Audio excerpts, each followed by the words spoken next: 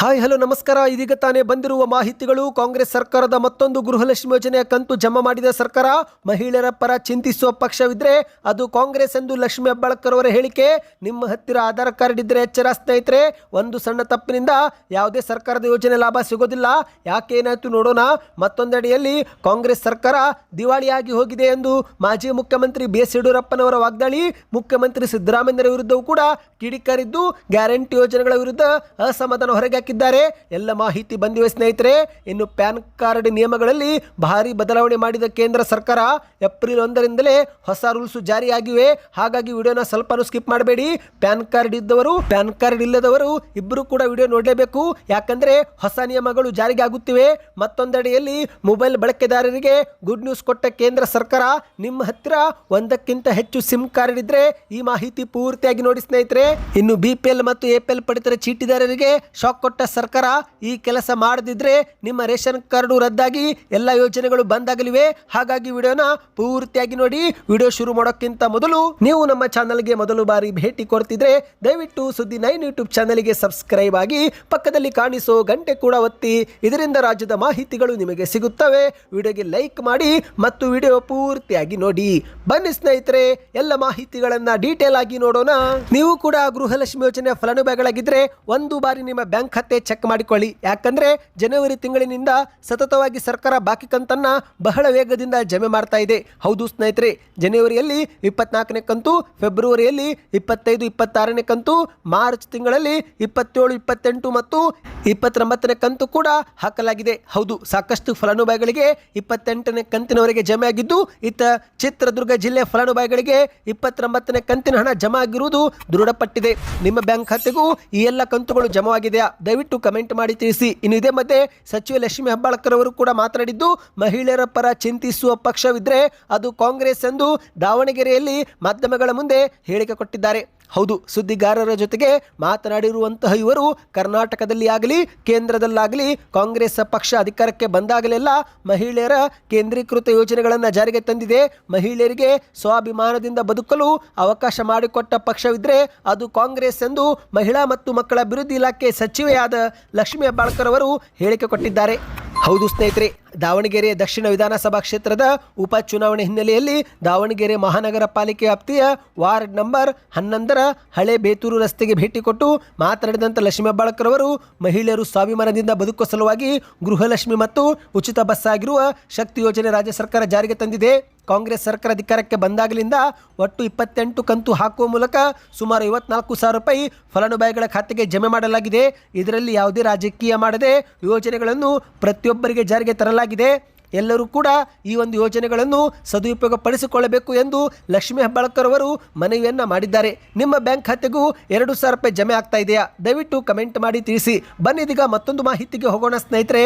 ಇಂದಿನ ದಿನಗಳಲ್ಲಿ ಆಧಾರ್ ಕಾರ್ಡು ಪ್ರಮುಖ ದಾಖಲೆಯಾಗಿದೆ. ಹೌದು, ಸರ್ಕಾರದ ಪ್ರತಿಯೊಂದು ಸೌಲಭ್ಯಕ್ಕೂ ಆಧಾರ್ ಕಾರ್ಡು ಕಡ್ಡಾಯ ಎನ್ನುವ ನಿಯಮ ಜಾರಿಗೆ ಮಾಡಿದ್ದು, ಇದರಿಂದಲೇ ಎಷ್ಟೋ ಬಡವರು ಯೋಜನೆಯಿಂದ ವಂಚಿತರಾಗಿದ್ದಾರೆ. ಹೌದು, ಡಿಜಿಟಲ್ ಯುಗದಲ್ಲಿ ಎಲ್ಲ ದಾಖಲೆಗಳಿಗೆ ಆಧಾರ್ ಕಾರ್ಡು ಲಿಂಕ್ ಆಗಲೇಬೇಕು. ಆದರೆ ಸ್ನೇಹಿತರೆ, ಆಧಾರ್ ಕಾರ್ಡ್ ಇದ್ರೂ ಕೂಡ ಏನಾದರೂ ಸಣ್ಣ ಪುಟ್ಟ ತಪ್ಪುಗಳಾಗಿದ್ರೆ ಆಗ ಮತ್ತೆ ಆಧಾರ್ ಕಾರ್ಡು ಯಾವುದೇ ಪ್ರಯೋಜನಕ್ಕೆ ಬರೋದಿಲ್ಲ. ಹೌದು, ಇದೀಗ ಹೊಸಪೇಟೆಯಲ್ಲಿ ಒಬ್ಬ ಮಹಿಳೆಯನ್ನು ಮೃತ ಎಂದು ಪರಿಗಣಿಸಿದ್ದು, ಗೃಹಲಕ್ಷ್ಮಿ ಸೇರಿದಂತೆ ಯಾವುದೇ ಸರ್ಕಾರಿ ಯೋಜನೆ ಅವರಿಗೆ ಸಿಗುತ್ತಿಲ್ಲ, ನಾ ಬದುಕಿರುವೆ ಅಂದರೂ ಕೂಡ ಯಾರು ಕೂಡ ನಂಬುತ್ತಿಲ್ಲ ಎಂದು ಮಹಿಳೆಯೊಬ್ಬರು ಅಸಮಾಧಾನ ಹೊರಗೆ ಹಾಕಿದ್ದಾರೆ. ಹೌದು ಸ್ನೇಹಿತರೆ, ಜೀವಂತ ಇರುವ ಮಹಿಳೆಯನ್ನ ಮೃತ ದಾಖಲೆ ಪಟ್ಟಿಗೆ ಸೇರಿಸಲಾಗಿದ್ದು, ಈ ಮೂಲಕ ಸರ್ಕಾರ ಅವರ ಪಾಲಿನ ನ್ಯಾಯಯುತ ಸೌಲಭ್ಯಗಳನ್ನೇ ಕಸಿದುಕೊಂಡಿದೆ. ಹೊಸಪೇಟೆ ತಾಲೂಕಿನ ಧರ್ಮಸಾಗರ ಗ್ರಾಮದ ಹಂಪಮ್ಮ ಎನ್ನುವರ ಬದುಕೀಗ ಸರ್ಕಾರಿ ದಾಖಲೆಗಳ ಎಡವಟ್ಟಿನಿಂದ ಕಷ್ಟಕರವಾಗಿದೆ. ಹೌದು, ಇಲಾಖೆದವರು ಮಾಡುವ ಸಣ್ಣ ಬೇಜವಾಬ್ದಾರಿಗೆ ಈಗ ಅವರು ಅನುಭವಿಸುತ್ತಿರುವ ನರಕಯಾತನೆ ನೋಡದಂತಾಗಿದೆ. ಆಡಳಿತಾತ್ಮಕ ಲೋಪದಿಂದ ಕಂಗಾಲಾಗಿರುವ ಆ ಮಹಿಳೆಯು ತಾನು ಜೀವಂತವಾಗಿದ್ದೇನೆ ಎಂದು ಸಾಬೀತುಪಡಿಸಲು ಗ್ರಾಮ ಪಂಚಾಯಿತಿ, ಮಹಿಳಾ ಮತ್ತು ಮಕ್ಕಳ ಕಲ್ಯಾಣ ಇಲಾಖೆ, ಜಿಲ್ಲಾಧಿಕಾರಿ ಕಚೇರಿಯವರಿಗೆ 10 ಬಾರಿ ಅಲೆದಾಡಿದರೂ ಕೂಡ ಯಾವುದೇ ಒಂದು ಭರವಸೆಯವರಿಗೆ ಸಿಗುತ್ತಿಲ್ಲ. ಹೌದು ಸ್ನೇಹಿತರೆ, ಎಲ್ಲದಕ್ಕೂ ಆಧಾರ್ ಕಾರ್ಡ್ ಬೇಕು ಎನ್ನುವ ಸರ್ಕಾರ ಅದೇ ಆಧಾರ್ ಕಾರ್ಡ್ನಲ್ಲಿ ನಾನು ಬದುಕಿದ್ದೇನೆ ಎಂದು ಸಾಬೀತುಪಡಿಸಲು ಹೋದರೆ ಅವರು ನಂಬುತ್ತಿಲ್ಲ ಎಂದು ಹಂಪಮ್ಮ ಅವರು ಆಕ್ರೋಶ ವ್ಯಕ್ತಪಡಿಸಿದ್ದಾರೆ. ಒಟ್ಟಿನಲ್ಲಿ ಸ್ನೇಹಿತರೆ, ಬದುಕಿರುವಾಗಲೇ ಅವರನ್ನು ಮೃತಪಟ್ಟಿ ದಾಖಲೆಗೆ ಸೇರಿಸಲಾಗಿದ್ದು, ಈ ಮೂಲಕ ಅವರು ಮಾನಸಿಕವಾಗಿಯೂ ಕುಗ್ಗಿ ಹೋಗಿದ್ದಾರೆ ಮತ್ತು ಸರ್ಕಾರದ ಗೃಹಲಕ್ಷ್ಮಿ ಯೋಜನೆ ಸೇರಿದಂತೆ ಯಾವುದೇ ಸೌಲಭ್ಯಗಳು ಅವರಿಗೆ ಸಿಗುತ್ತಿಲ್ಲ. ಈ ಬಗ್ಗೆ ನಿಮ್ಮ ಅನಿಸಿಕೆ ಏನು? ದಯವಿಟ್ಟು ಕಮೆಂಟ್ ಮಾಡಿ. ಬನ್ನಿ ಇದೀಗ ಮತ್ತೊಂದು ಮಾಹಿತಿಗೆ ಹೋಗೋಣ. ರಾಜ್ಯದ ಕಾಂಗ್ರೆಸ್ ಸರ್ಕಾರ ದಿವಾಳಿಯಾಗಿ ಹೋಗಿದೆ ಎಂದು ಮಾಜಿ ಮುಖ್ಯಮಂತ್ರಿ ಆಗಿರುವ ಯಡಿಯೂರಪ್ಪನವರು ವಾಗ್ದಾಳಿ ಮಾಡಿದ್ದಾರೆ. ದಾವಣಗೆರೆಯಲ್ಲಿ ಸುದ್ದಿಗಾರರ ಜೊತೆಗೆ ಮಾತನಾಡಿದಂತೆ ಇವರು ಕಾಂಗ್ರೆಸ್ನ ದುರಾಡಳಿತದಿಂದಾಗಿ ರಾಜ್ಯದ ಜನ ಸಂಕಷ್ಟದಲ್ಲಿದ್ದಾರೆ. ಸರ್ಕಾರ ಭ್ರಷ್ಟಾಚಾರ ಮತ್ತು ಹಗಲು ದರೋಡೆ ಮಾಡುತ್ತಾ ತುಗಲಕ್ ದರ್ಬಾರ ನಡೆಸುತ್ತಿದೆ ಎಂದು ಯಡಿಯೂರಪ್ಪನವರು ಕಿಡಿಕಾರಿದ್ದಾರೆ. ಸಿಎಂ ಕುರ್ಚಿ ಕಿತ್ತಾಟ ಮತ್ತು 5 ಗ್ಯಾರಂಟಿಗಳ ಹೆಸರಲ್ಲಿ ರಾಜ್ಯದ ಎಲ್ಲ ಅಭಿವೃದ್ಧಿ ಕಾರ್ಯವೇ ಸ್ಥಗಿತಗೊಂಡಿದೆ. ಮಿತಿ ಮೀರಿರುವ ಭ್ರಷ್ಟಾಚಾರ ಕಾಂಗ್ರೆಸ್ ಸರ್ಕಾರದ 3 ವರ್ಷಗಳ ಸಾಧನೆಯಾಗಿದೆ. ನಂಬಿಕೆ ಮತ್ತು ವಿಶ್ವಾಸ ದ್ರೋಹಕ್ಕೆ ಮತ್ತೊಂದು ಹೆಸರೇ ಸಿದ್ದರಾಮಯ್ಯ ಎಂದು ಮಾಧ್ಯಮಗಳ ಮುಂದೆ ಕಿಡಿಕಾರಿದ್ದಾರೆ. ಕಾಂಗ್ರೆಸ್ನ ಗ್ಯಾರಂಟಿ ಯೋಜನೆಗಳಿಂದ ರಾಜ್ಯವನ್ನು ದಿವಾಳಿ ಮಾಡಲಾಗುತ್ತಿದ್ದು, ರಸ್ತೆಗಳು ಆಗುತ್ತಿಲ್ಲ, ರೈತರಿಗೆ ಸಮರ್ಪಕ ವಿದ್ಯುತ್ ಸಿಗುತ್ತಿಲ್ಲ, ಗೃಹಲಕ್ಷ್ಮಿ ಯೋಜನೆಯಡಿಯಲ್ಲಿ 2,000 ರೂಪಾಯಿ ಕೊಟ್ಟು ಅಗತ್ಯ ವಸ್ತುಗಳ ಬೆಲೆ ಏರಿಕೆ ಮಾಡಿ ಜನರಿಗೆ ಕಿರುಕುಳ ನೀಡಲಾಗ್ತಿದೆ ಎಂದು ಯಡಿಯೂರಪ್ಪನವರು ದೂರಿದ್ದಾರೆ. ಈ ಒಂದು ಹಿಂದೆ ಬಿಜೆಪಿ ಅವಧಿಯಲ್ಲಿ ವಿದ್ಯಾನಿಧಿ ಯೋಜನೆ, SC ST ಮೀಸಲಾತಿ ಹೆಚ್ಚಳ, ದಲಿತ ಮತ್ತು ಆದಿವಾಸಿಗಳ ಯೋಜನೆ ಸೇರಿದಂತೆ ಹಲವು ಯೋಜನೆಗಳು ಜಾರಿಗೆ ತರಲಾಗಿತ್ತು. ಬಿಜೆಪಿ ಸರ್ಕಾರ ರೈತರಿಗೆ 4,000 ರೂಪಾಯಿ ನೀಡುತ್ತಿದ್ದಂಥ PM ಕಿಸಾನ್ ಸಮ್ಮಾನ್ ಯೋಜನೆ ಕಿತ್ತುಕೊಂಡಿದ್ದೇ ಈ ಸರ್ಕಾರದ ದೊಡ್ಡ ಸಾಧನೆ ಎಂದು ಮಾಧ್ಯಮಗಳ ಮುಂದೆ ಆಕ್ರೋಶಭರಿತ ಮಾತುಗಳನ್ನಾಡಿದ್ದಾರೆ. ಬನ್ನಿ ಸ್ನೇಹಿತರೆ, ಮತ್ತೊಂದು ಮಾಹಿತಿಗೆ ಹೋಗೋಣ.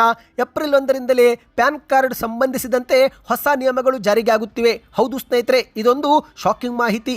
ಭಾರತದ ಆದಾಯ ತೆರಿಗೆ ಇಲಾಖೆಯು ತೆರಿಗೆ ವ್ಯವಸ್ಥೆಯನ್ನು ಮತ್ತಷ್ಟು ಪಾರದರ್ಶಕಗೊಳಿಸಲು ಮತ್ತು ಗುರುತಿನ ದೃಢೀಕರಣವನ್ನು ಬಲಪಡಿಸಲು ಪ್ಯಾನ್ ಕಾರ್ಡ್ಗೆ ಸಂಬಂಧಿಸಿದ ನಿಯಮಗಳಲ್ಲಿ ದೊಡ್ಡ ಬದಲಾವಣೆ ಮಾಡಿದೆ. ಇನ್ನು ಮುಂದೆ ಪ್ಯಾನ್ ಕಾರ್ಡ್ ಪಡೆದುಕೊಳ್ಳುವುದು ಕೂಡ ಮೊದಲಿಗಿಂತ ಸ್ವಲ್ಪ ಕಠಿಣವಾಗಲಿದ್ದು, ಕೆಲವು ಆರ್ಥಿಕ ವಹಿವಾಟುಗಳನ್ನು ಕೂಡ ಬದಲಾವಣೆ ಮಾಡಲಾಗಿದೆ. ಹೌದು ಸ್ನೇಹಿತರೆ, ಹೊಸ ನಿಯಮಗಳ ಸಂಪೂರ್ಣ ಮಾಹಿತಿ ನೋಡೋಣ.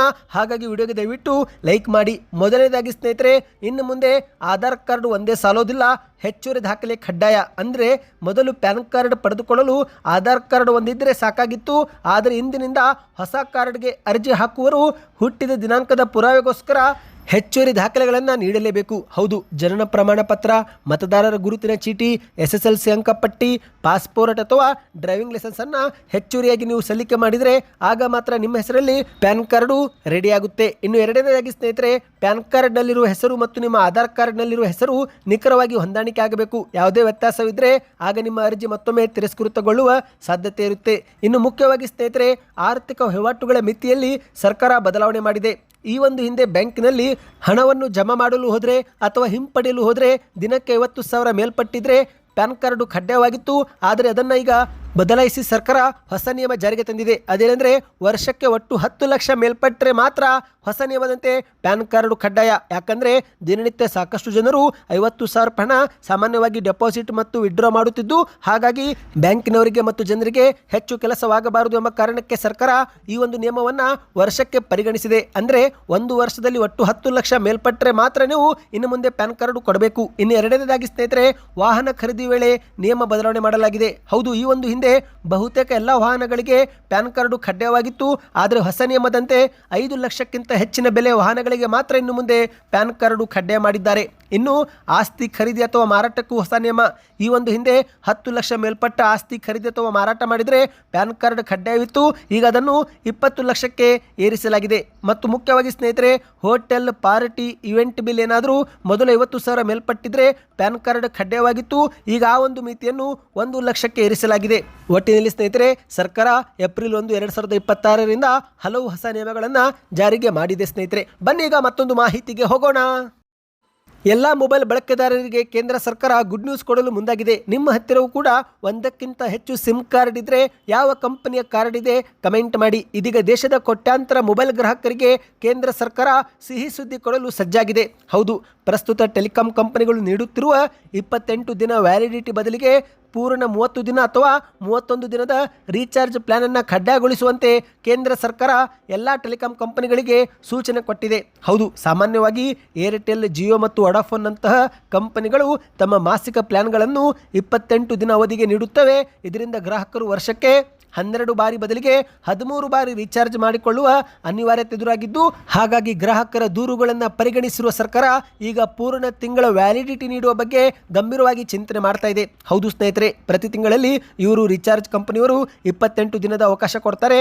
ಆದರೆ ಇಂದು ಕೆಲವು ತಿಂಗಳಲ್ಲಿ 30 ಮತ್ತು 31 ದಿನಾಂಕಗಳಿದ್ದು, ಹೀಗೆ ತಿಂಗಳಲ್ಲಿ 2 ದಿನ ಹೆಚ್ಚಿಗೆ ಹಿಡಿದ್ರು 12 ತಿಂಗಳಿಗೆ 24 ದಿನ ಹೆಚ್ಚಾಗುತ್ತೆ. ಅಂದರೆ 24 ದಿನಕ್ಕಾಗಿ ಮತ್ತೊಂದು ಬಾರಿ ರೀಚಾರ್ಜ್ ಮಾಡಿಕೊಳ್ಳುವ ಅನಿವಾರ್ಯತೆ ಗ್ರಾಹಕರಿಗೆ ಮುಂದಿದೆ. ಅದಕ್ಕಾಗಿಯೇ ಸರ್ಕಾರ ಪೂರ್ಣ 30 ದಿನಗಳ ಪ್ಲಾನ್ ಜಾರಿಗೆ ತರುವಂತೆ ಕಂಪನಿಗಳಿಗೆ ಸೂಚನೆ ಕೊಟ್ಟಿದೆ. ಗ್ರಾಹಕರು ವರ್ಷದಲ್ಲಿ ಈ ಒಂದು ನಿಯಮ ಜಾರಿಯಾದರೆ ಆಗ ಕೇವಲ 12 ಬಾರಿ ರೀಚಾರ್ಜ್ ಮಾಡಿಕೊಂಡ್ರೆ ಸಾಕಾಗುತ್ತೆ ಸ್ನೇಹಿತರೆ. ಈ ಬಗ್ಗೆ ನಿಮ್ಮ ಅನಿಸಿಕೆಯನ್ನು ಕಮೆಂಟ್ ಮಾಡಿ. ಮತ್ತು ಸ್ನೇಹಿತರೆ, ಮೊಬೈಲ್ ರೀಚಾರ್ಜ್ ನೀವು ಮಾಡಿಕೊಳ್ಬೇಕಂದ್ರೆ ಯಾವಾಗಲೂ ತಿಂಗಳದ ಮೊದಲನೇ ದಿನ ರೀಚಾರ್ಜ್ ಮಾಡಿಕೊಳ್ಳಿ. ಅಂದರೆ ನಿಮಗೆ ಒಂದು ಸರಿಯಾದ ಲೆಕ್ಕ ಸಿಗುತ್ತೆ ಸ್ನೇಹಿತರೆ. ಮಧ್ಯದಲ್ಲಿ ರೀಚಾರ್ಜ್ ಮಾಡಿಕೊಂಡ್ರೆ ಆಗ ಲೆಕ್ಕ ತಪ್ಪಿ ಹೋಗುತ್ತೆ. ಬನ್ನೀಗ ಮತ್ತೊಂದು ಮಾಹಿತಿಗೆ ಹೋಗೋಣ.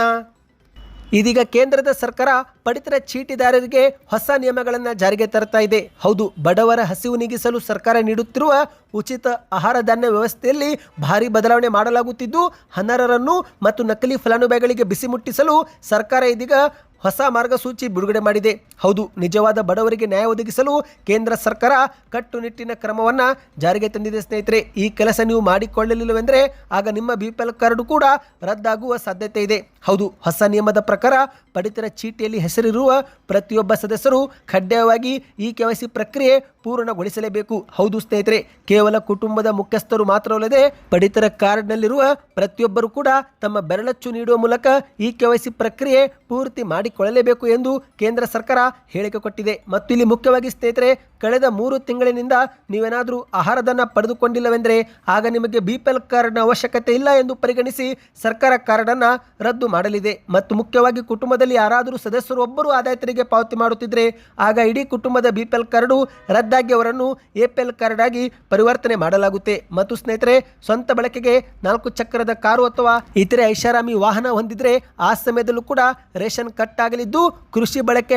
ಟ್ರ್ಯಾಕ್ಟರ್ಗೊಂದಕ್ಕೆ ಇಲ್ಲಿ ವಿನಾಯಿತಿ ಕೊಡಲಾಗಿದೆ. ಅಂದರೆ ಟ್ರ್ಯಾಕ್ಟರ್ ನಡೆಯುತ್ತೆ ಸ್ನೇಹಿತರೆ, ಬೇರೆ ಯಾವುದೇ ಒಂದು 4 ಚಕ್ರದ ಕಾರು ಮಾತ್ರ ಹೊಂದಿರಬಾರದು ಎಂದು ಕೇಂದ್ರ ಸರ್ಕಾರ ಮಾರ್ಗಸೂಚಿ ಬಿಡುಗಡೆ ಮಾಡಿದೆ. ಹಾಗಾಗಿ ಇದೊಂದು ಮುಖ್ಯವಾದ ಮಾಹಿತಿಯಾಗಿತ್ತು. ಈ ವಿಡಿಯೋ ನಿಮಗೆ ಇಷ್ಟವಾಗಿದ್ದರೆ ನಿಮ್ಮ ಅನಿಸಿಕೆಗಳನ್ನು ಕಮೆಂಟ್ ಮಾಡಿ, ಚಾನಲ್ಗೆ ಸಬ್ಸ್ಕ್ರೈಬ್ ಮಾಡಿಕೊಳ್ಳಿ.